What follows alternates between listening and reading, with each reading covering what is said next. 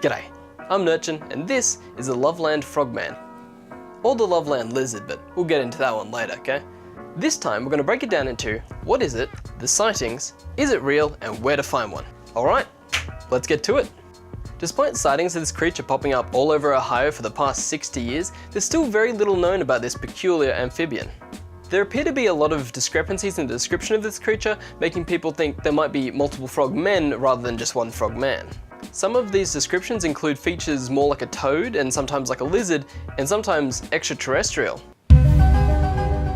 But here's the rundown. The frogman grew between 3 to 4 feet tall, and it often weighed around 50 to 75 pounds. And for a cryptid, that's getting pretty specific. It often looked like a large bipedal frog with either smooth slimy skin, rough leathery skin, or scales. It has 2 large bulbous eyes that reflect light when it's seen most frequently at nighttime, but this isn't that uncommon in animals of the night. Now the name the Loveland Frogman or just the Loveland Frog stuck, but there was never any confirmation if it was more of a frog or a toad or a lizard. Come to think of it, it was probably just because there was a lot of rivers nearby. So through these descriptions, the image of the frogman is formed and the local legend is born. But where did these descriptions come from, and why do we know so little about it? And we can find the answer to that by looking at the sightings. The year is 1955 and the stories of the Loveland Frogman arise. People from all over the area knew the story with slight variations each time, in true fashion of a local legend. When people tried to get a definitive version nailed down, they came up with 3 very similar stories. So here's a fun little game. I'll retell the story and divide the details up into 3 variations of the story. A man was driving home one night in Loveland, Ohio. He was driving down by a river, though due to the geography of Ohio that doesn't really narrow it down, and that's when he saw them. 3 dark figures, about a meter tall with leathery skin and frog-like faces. Then, for one reason or another, he flees. Okay, well that's a lot, so I'll have to unpack that one later. Unfortunately, this story, while the basis of the frogman, reeks of country folklore.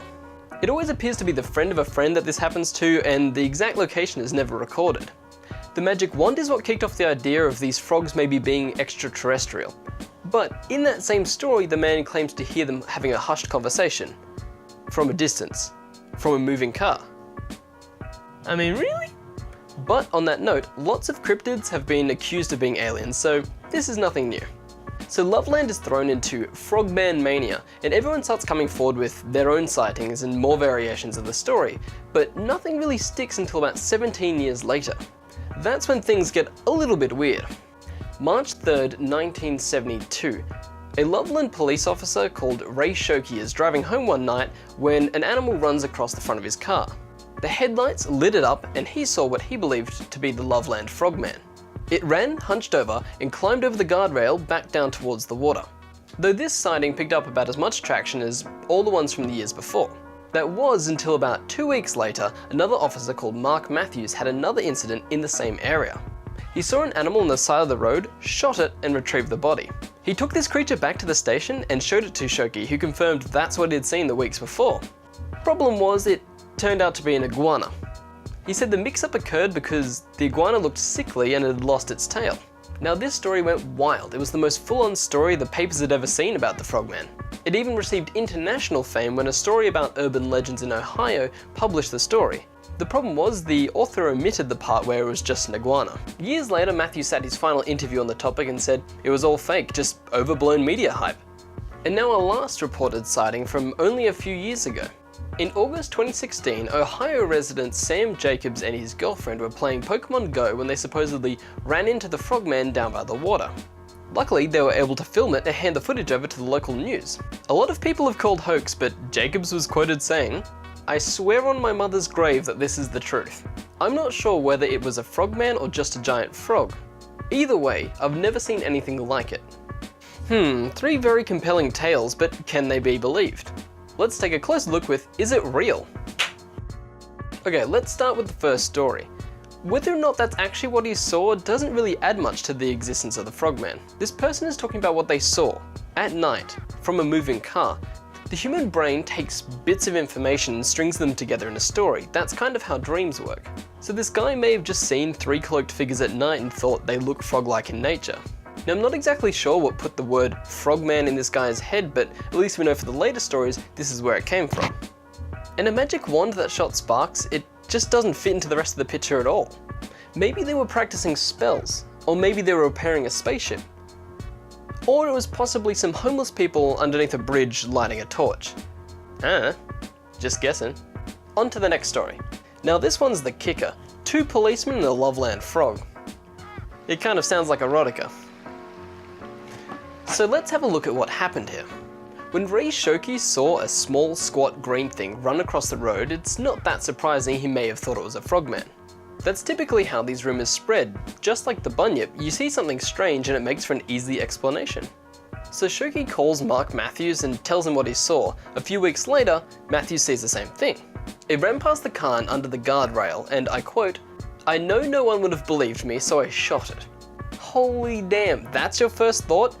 That's a strange animal, I better light it up. Anyway, he chucks it in his trunk and he takes it to show Shoki. He said it looked sickly and had lost its tail, and yes, apparently that's a thing that happens with iguanas. I just think they handled this whole thing poorly. Or suspiciously. Matthews reckons it was probably just a pet that got loose and then was surviving off the warm waters coming from the nearby factories. And it does make sense that an iguana would look sick living in those conditions, especially considering most of their fat stores are kept in their tail.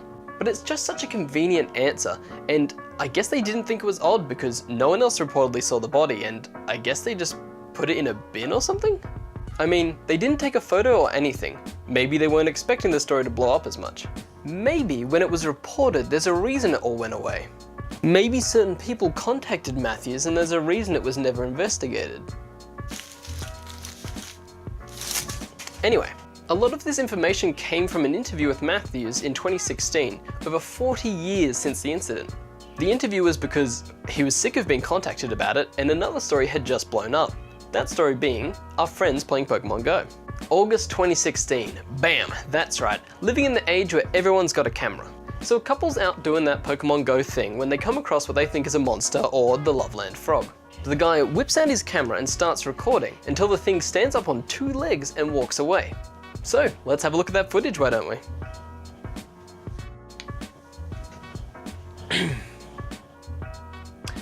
Okay, well, I can't really fault the footage because that's all there is to it.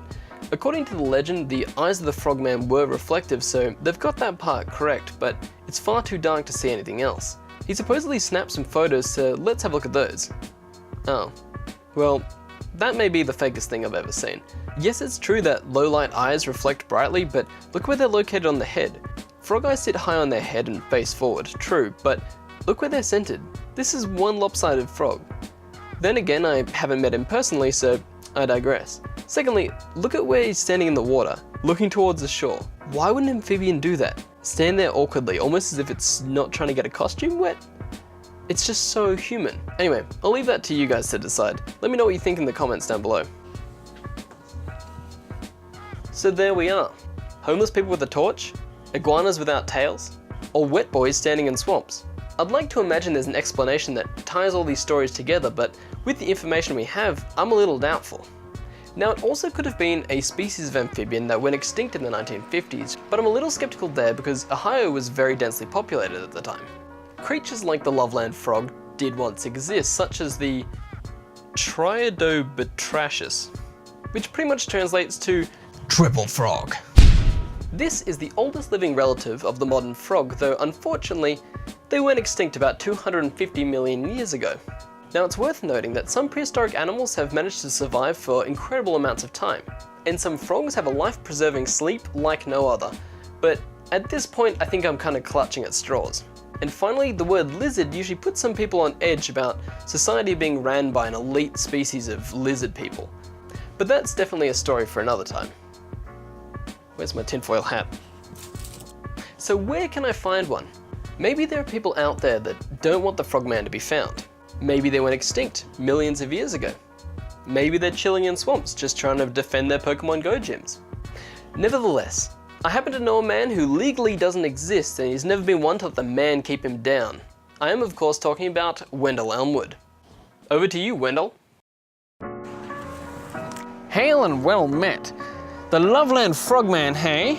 Well, It's well due time I took a trip to the US of A, and what better to get me there than this trusty Nissan Pulsar. Come on, let's go.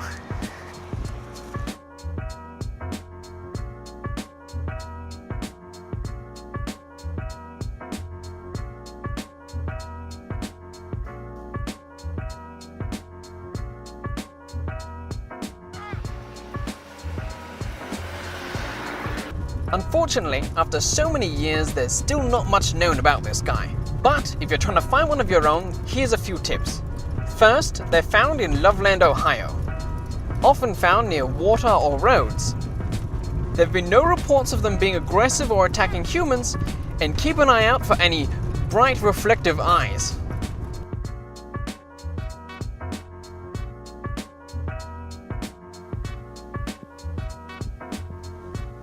What? I heard this helps. Bother.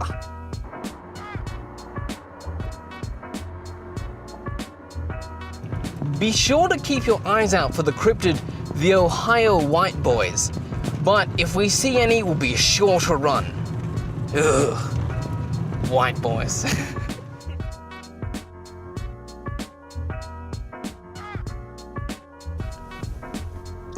Rob, look! I think I see one there.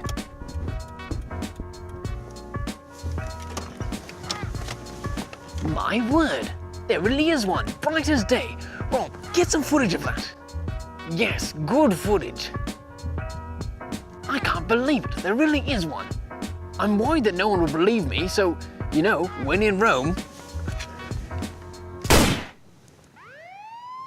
Oh bother. Rob, it's the boys in blue, Rob. Boys in blue, let's go.